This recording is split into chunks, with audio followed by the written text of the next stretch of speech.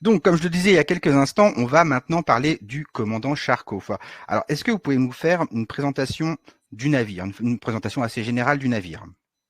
Alors, le commandant Charcot, en fait, est né d'un rêve qu'on a eu après toutes ces années de navigation dans les eaux polaires. On s'est dit, bon, maintenant, il va falloir construire un navire capable d'aller un peu plus loin, en Mhm. toute sécurité, dans les eaux couvertes de glace.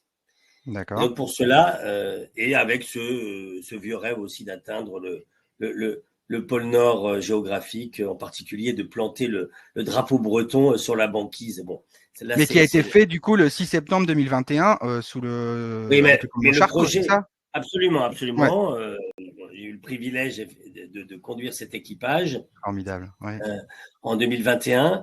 Mais le projet est né bien des années avant, où on est arrivé à l'époque avec Mathieu Petitot, qui est en charge de tout ce qui est construction neuve. On est arrivé chez un spécialiste des designs de coques, spécialiste de design de coques glace à Helsinki, qui s'appelle Aker Arctic. On est arrivé, table blanche. On a dit voilà, on aimerait un navire Mhm. d'environ 150 mètres de long, 200 passagers, capable d'atteindre le pôle Nord géographique. À partir de là, eh bien, ça a été les prémices du cahier des charges D'accord. pour pouvoir construire ce navire qui est presque un vaisseau spatial, qui est unique. Hein, il est Mhm. le seul. C'est le premier bateau PC2, c'est-à-dire classe polaire 2. Pour vous donner une idée, les brises-glaces nucléaires sont PC1, nous on est juste en dessous. C'est le seul bateau brise-glace. Hein, soyons précis sur la terminologie. Hein, on se dit expert des glaces chez Ponant, eh bien, soyons Mhm. aussi intransigeants sur la sémantique. Le, ce n'est pas un brise-glace. Un brise-glace, c'est un bateau qui ouvre les chenaux, d'accord, pour les cargos dans les ports. Ce bateau, le commandant Charcot, est un bateau à passagers, un paquebot, mais avec les caractéristiques, d'accord, techniques Mhm. d'une classe qu'on appelle la classe polaire brise-glace, c'est-à-dire une épaisseur de coque, un déplacement suffisant, une puissance développée, etc. etc. Voilà. Donc, ça a été vraiment le début de la construction de ce navire. Ensuite, pour être plus vertueux, ben, on a réfléchi sur des modes de propulsion avec les nouvelles générations de groupes électrogènes, une propulsion diesel électrique, donc des moteurs électriques de propulsion, une propulsion, ce qu'on appelle dual fuel, c'est-à-dire deux types de carburant, le MDO, D'accord. donc le diesel léger, hein, pas lourd, hein, diesel léger, qui est obligatoire, hein, je le rappelle, on ne peut pas se passer de ça à l'heure actuelle. On doit avoir un minimum d'amport de gasoil et le reste est bien du LNG, du gaz liquéfié, D'accord. naturel liquéfié, du GNL. Donc, en gros, moitié-moitié, avec une autonomie de pratiquement 3 voire 4 mois de navigation. Ça, D'accord. c'était, voilà, ça a été, ça a été les prémices, ont été les prémices, en fait, de la construction de ce bateau. Et puis ensuite, eh bien, énormément d'innovation. Il a ce qu'on appelle des pods. Alors, ça avait déjà été construit, les pods, mais ce sont les pods glace les plus puissants au monde.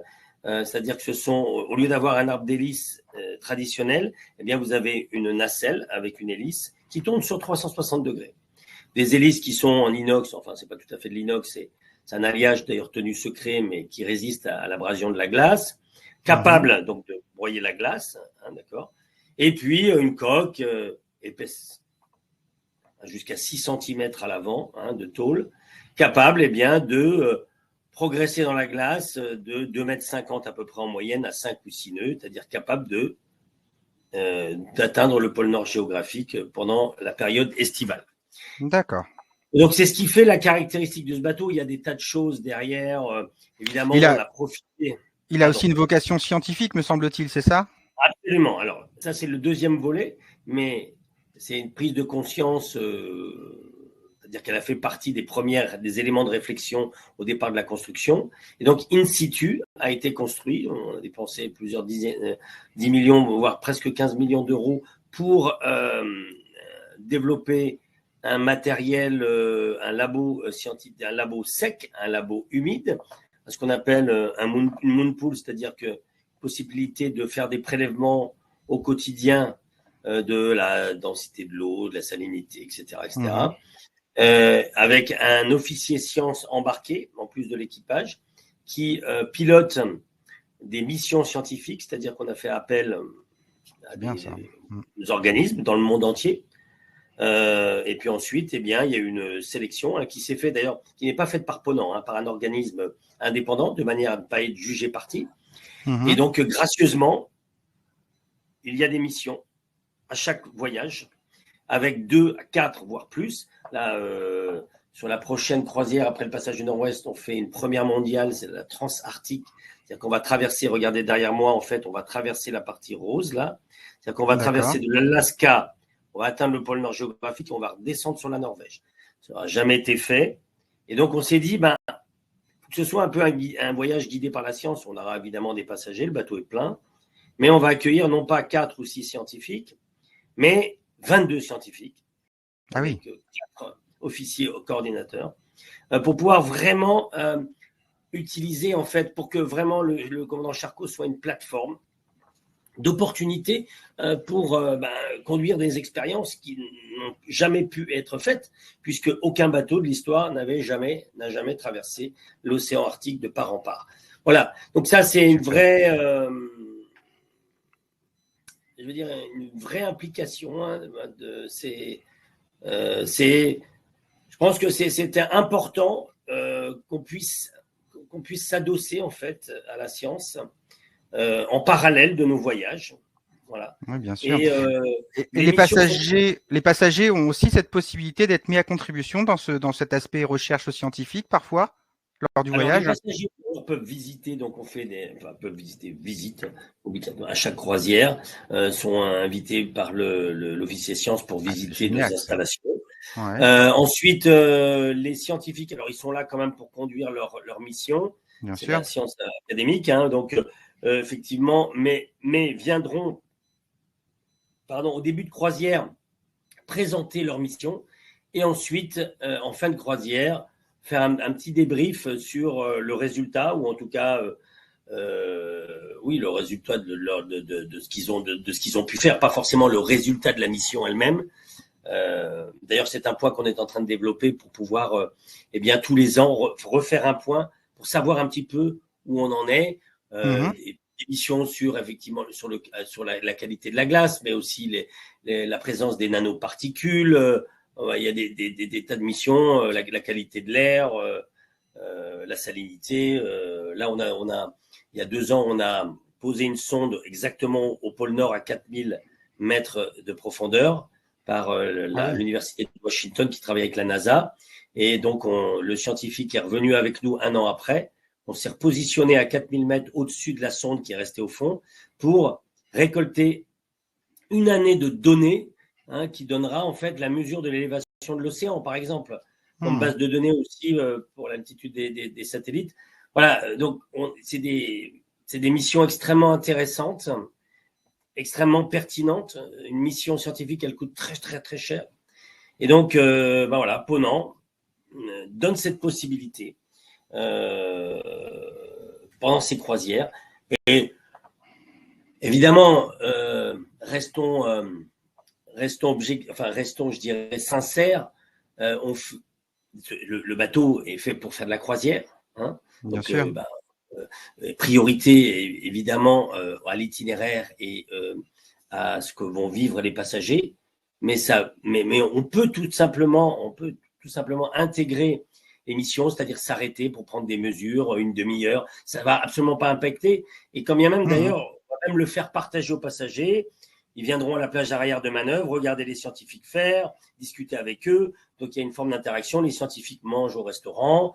Et donc, ça, c'est important pour que derrière, il y ait une intégration totale Bien sûr. De leur mission au sein de ce voyage ludique. Eh bien, écoutez, moi, vous m'avez donné envie de vous rencontrer en face à face sur le commandant Charcot un jour. Donc, merci en tout cas pour toutes ces explications. Pour clôturer cette visioconférence ensemble, dites-moi. Si je pouvais juste rajouter quelque chose. Bien sûr. Très important, le commandant Charcot, c'est aussi un outil de pédagogie. Et je crois que c'est important. Je parle de la sémantique des mots utilisés, notamment brise-glace, etc. mais c'est sur le comment Charcot a une capacité de naviguer dans la glace, mais on ne va pas nous casser de la glace à tout prix. C'est-à-dire qu'on va utiliser, on a des moyens, notamment les cartes satellites, etc., pour pouvoir utiliser en fait les chenaux d'eau libre. Puisqu'en fait, en Arctique, par exemple, la glace, elle est dérivante, elle est déjà cassée, et elle dérive, elle se reforme, etc. Donc en fait, nous, c'est anecdotique, on traverse cette zone qui est dynamique. Ça, c'est important que les passagers comprennent ça, que le grand public. Donc, eh bien, en fait, ce n'est qu'un sillage dans la glace. Par contre, la glace qui est attachée à la côte, qui elle est figée, eh bien nous, on va s'en servir comme aire de jeu, mais on ne va pas la casser, même si on a les moyens de le faire. Donc, on a trouvé en fait un espèce d'équilibre de manière à pouvoir, eh bien, sans arrogance, eh bien, vivre en fait ce milieu naturel qu'est la glace et s'en servir en fait comme une zone extraordinaire. C'est-à-dire qu'on va mettre le bateau dans la glace côtière, juste un peu, on va mettre la coupée et les passagers pourront ensuite profiter de cette zone avec les naturalistes qui sont à bord. D'accord ? Mais on ne va pas la casser et on ne va pas débâcler prématurément. Ça, c'est important de comprendre. C'est important de le stipuler, effectivement. Là, elle est pas. On optimise de manière à ne pas, en fait, éviter d'être trop arrogant. Voilà, on limite les vitesses, etc., etc. Et donc, pour s'adapter en fait au milieu naturel, qui est un élément, un milieu dynamique qui en fait se casse et se reforme en permanence. Donc, un navire dans ce milieu dynamique, voilà, n'a aucun impact majeur et toute la partie côtière est respectée de manière à pouvoir justement s'en servir comme une zone et sensibiliser en fait les passagers et bien à l'environnement qui les entoure. Merci pour ces précisions, c'était très important effectivement de le souligner. Avant de clôturer cette visioconférence, moi j'aimerais bien que vous nous donniez une petite anecdote de voyage que vous avez eue en tant que commandant, qu'elle soit peut-être positive ou peut-être un peu plus négative, quelque chose qui vous a marqué dans votre carrière chez Ponant en tant que commandant, une anecdote qui pourrait voilà, plaire à ceux qui nous regardent ce soir. Les anecdotes, j'en ai tellement et surtout, je dirais, j'imagine. Elles sont simples. Peut-être ma première baleine quand je suis arrivé en péninsule antarctique, par exemple. Après, oui, il y a eu des moments de mauvais temps, de tempêtes, notamment dans l'océan austral, de tempêtes de vent katabatique en Géorgie du Sud. Oui. Alors, c'est marrant parce que j'ai l'impression de moins vivre ce genre d'expérience maintenant. Mais pourquoi ? Parce que maintenant, on a des outils pour mieux anticiper. On a l'expérience. Effectivement, les premières années, on se faisait croquer, comme dirait l'autre, parce qu'on était aussi néophytes. Donc, ça a fait partie, évidemment, toutes ces années, ces premières années à la découverte de ces zones inexplorées, ont marqué indéniablement ma carrière de marin en navigation polaire. C'est sûr. Maintenant, je banalise pas, mais on a des moyens, une connaissance, même si on se remet toujours en question, qui fait que, on évite un peu les grains beaucoup plus facilement qu'à une époque. Donc, effectivement, j'ai beaucoup quelques histoires assez croustillantes de bons coups de vent avec des rafales atteignant 150, 160 nœuds notamment. Et on se dit, mais dans quel monde on est ? Voilà, ça, c'est l'océan austral. Et ça, c'est sûr que ça fait partie des événements qui font grandir le marin que je suis. Bon, parfait. Et puis moi, j'ai envie de profiter un petit peu de votre gentillesse, commandant Garcia. J'ai ouï dire qu'on avait un nouveau bateau qui arriverait chez Ponant en 2030, qui a vocation à être à 0 émission. Est-ce que vous pourriez nous dire en exclusivité le nom de ce navire ou pas ? Il n'y a pas de nom. Pas encore. Pour l'instant, moi, j'ai pas d'infos. Je suis pas d'infos. Il l'appelle Swap to Zero. Donc, oui, tout à fait. Vers le zéro carbone. Nous sommes en direction du zéro carbone. Mais effectivement, ce sera un véritable laboratoire avec de l'hydrogène, des panneaux solaires, du vélique, etc. Oui, on va vers une dynamique plus vertueuse.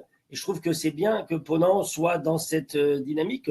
Je ne sais pas si on sera vertueux à 100%. Mais en tout cas, on a la volonté de l'être. Voilà, il y a une dynamique et une volonté de l'être. Ça, c'est très important de l'avoir signalé. Même si je n'ai pas le nom ce soir, je suis très content. Non, mais honnêtement, alors là, avec toute sincérité, je n'ai pas l'info. Non, je me doute bien, je me doute bien. En tout cas, je vous remercie infiniment pour cette visioconférence, pour cette interview que vous nous avez accordée pour notre agence Planète Croisière. On est vraiment ravis de cette interview. Merci infiniment, merci du fond du cœur. Merci à vous. Et je vous souhaite de très belles navigations et on continue cette visioconférence dans quelques instants avec Maude où on va parler un peu plus des itinéraires et des tarifs disponibles pour vous rejoindre à bord, commandant Garcia. Là, là, on part vers le passage du Nord-Ouest. D'accord. Eh ben, écoutez, on aura des clients qui vont vous rejoindre très prochainement dans l'année à venir ou en 2025, voire au-delà. Enfin, merci vraiment du fond du cœur et à très bientôt. Merci infiniment. Au revoir. Au revoir. À bientôt.